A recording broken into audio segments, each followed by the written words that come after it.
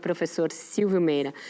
Professor, num artigo também recente, o senhor fala bastante sobre as consequências da revolução digital na vida das democracias e no fomento aos extremismos. E no fato de que, como uma grande parte, inclusive, dos jovens consome as informações diretamente nas redes sociais, inclusive o passado está sendo reescrito numa velocidade preocupante e a imprensa, a história e a ciência deixaram de ser fontes críveis de informação.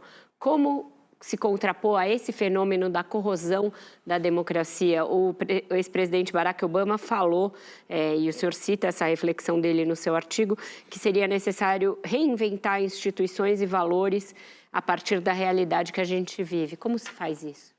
Eu acho, Vera, que a gente precisa voltar para a educação. As pessoas precisam aprender a ser críticas sobre o que elas capturam da realidade.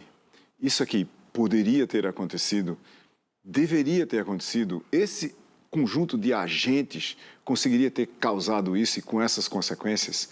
Isso é naturalmente derivado de uma educação reflexiva, estrutural e que não se consegue, voltando a Adriana ali, no curto prazo.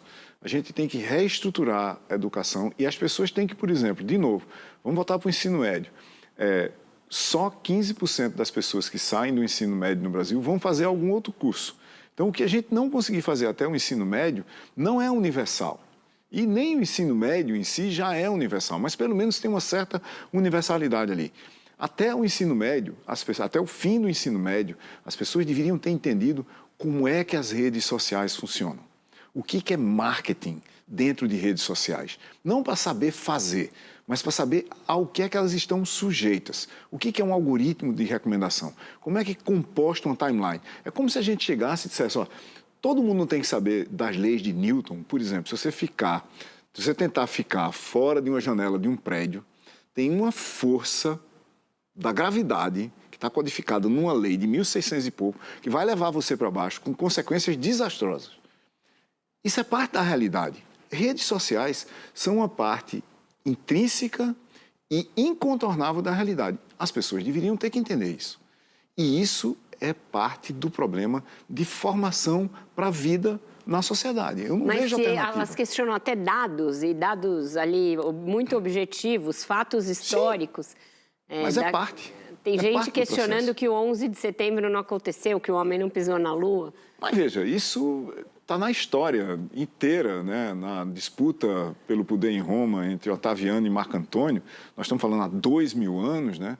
Fake news eram impressas nas moedas do Império Romano contra Marco Antônio pelo time de Otaviano, que dizia que ele era muito menos romano, né?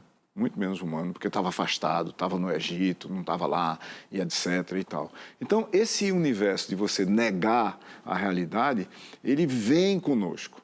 Você cria outras realidades alternativas, porque a realidade não lhe interessa. O que nós estamos vendo isso agora é em escala. Sim. Basicamente, cada pessoa, cada agente em rede é um jornal.